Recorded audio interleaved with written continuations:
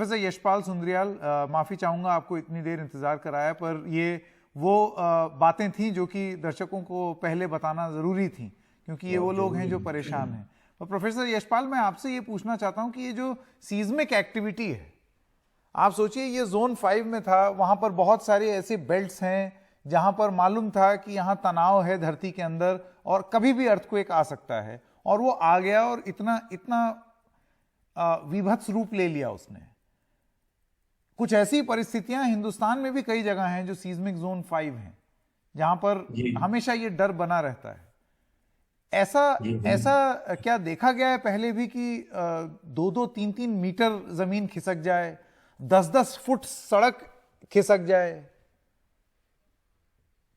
क्या ये पहले देखा गया है?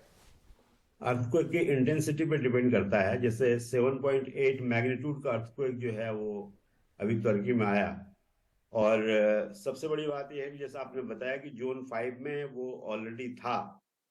तो एक अर्थक्वेक ही एक ऐसा आपदा है जिसके बारे में अभी वैज्ञानिक भी जो है वो कुछ न तो भविष्यवाणी कर सकते, लेकिन इतना वैज्ञानिकों ने जरूर बता दिया है, इतना किया है कि ये जोन जो है 5 है, ये जोन 4 है। हमें यहाँ पे जो है बहुत एहतियात बरतनी चाहिए। अब आप देखिए कि तुर्की में जो डैमेज हुआ है, वहां पे आप अगर मकानों की डेंसिटी देखें, पॉपुलेशन डेंसिटी की बात नहीं, मैं मकानों की भी डेंसिटी देखिए, और वहां पे जो स्थिति हुई है वो निश्चित रूप से जो है वही वाली बात है कि जैसे हम उत्तराखंड में कहते हैं कि जोन 5 में उत्तराखंड है, उसके लिए कुछ रूल रेगुलेशन, बिल्डिंग कोड्स की हम बात करते हैं कि बनने चाहिए। तो जो जोन 5 में है पूरे वर्ल्ड में, हर कंट्री को निश्चित रूप से इसके लिए जो है तैयार रहना चाहिए कि अगर इतना बड़ा भूकंप आ गया, क्योंकि भूकंप की भविष्यवाणी करना तो बहुत मुश्किल है, लेकिन अगर आ गया तो हम उसमें भी लोगों को बचा सकें, इसके लिए जो है बहुत गंभीरता से सोचना पड़ेगा सरकार को भी, और अपनी नीतियों में उसको जो है शामिल करना पड़ेगा, और उसको ईमानदारी से लागू भी करना पड़ेगा। नहीं तो ये कौन सी नीतियां हैं जिसके बारे में आप बात कर रहे हैं? देखिए, अक्सर ये उत्तराखंड के संदर्भ में आप तो ये ज्यादा अच्छे से जानते होंगे, जब ये जोशीमठ में जमीन दरक रही थी, मकान टूट रहे थे, क्रैक्स आ रहे थे, तब ये बात बोली गई कि दरअसल अर्थक्वेक और पहाड़ नहीं मारता है लोगों को, आपकी इमारत जिस तरीके से बनी है वो नुकसानदेह हो जाती है, लोगों की जान उसकी वजह से जाती है। एक पुरानी जो प्रथा चली आ रही है, लोग उसका पालन नहीं करते हैं, नए सिस्टम के हिसाब से चल रहे हैं जो कि पहाड़ नहीं झेलेगा, या सीज्मिक जोन जहां जहां है वहां पर आपको एक तरीके से कंस्ट्रक्शन करना चाहिए।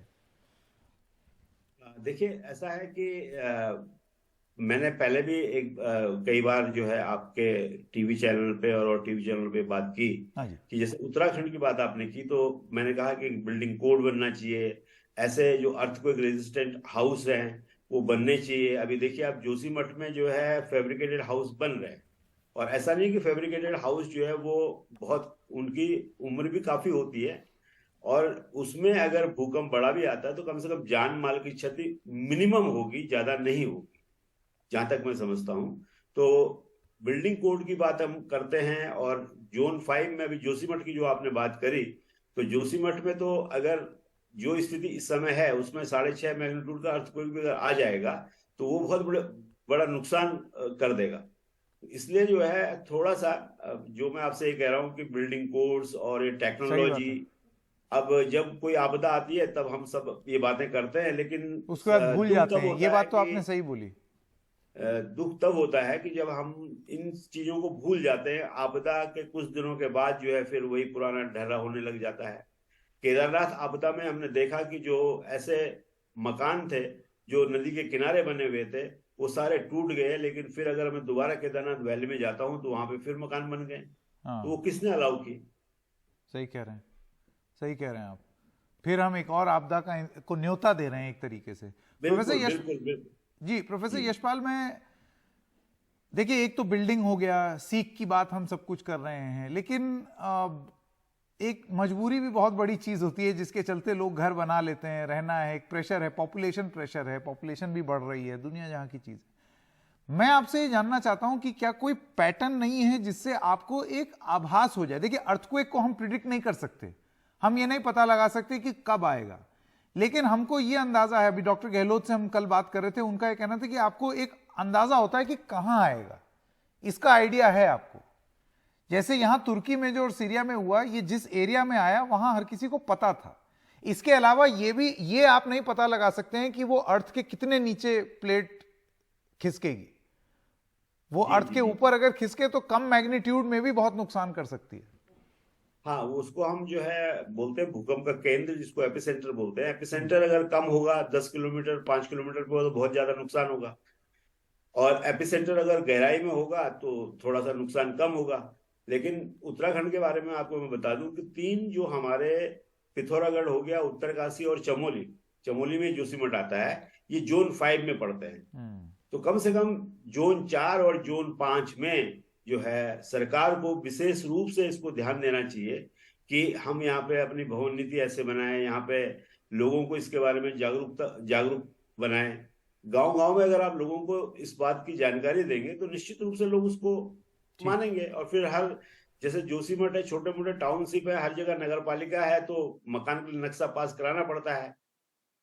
तो आप अगर एक नीति बना, ऐसा नहीं है कि हमारे पास अर्थक्वेक रेजिस्टेंट हाउसेस की टेक्नोलॉजी नहीं है हमारे पास टेक्नोलॉजी, लेकिन ईमानदारी से उस टेक्नोलॉजी को जमीन धरातल पे उतारना और लोगों को इस बात के लिए कन्विंस करना कि जो आप भवन निर्माण कर रहे हैं वो इस तकनीक से करिए। इसके लिए बहुत बड़े रिफॉर्म की जरूरत है, क्योंकि आप कैसे रोकेंगे लोगों को, या फिर वो निर्माण प्रणाली जो है वो आप इतना आसान कर दें कि लोग आसानी से उसको विकल्प के रूप में अपनाएं।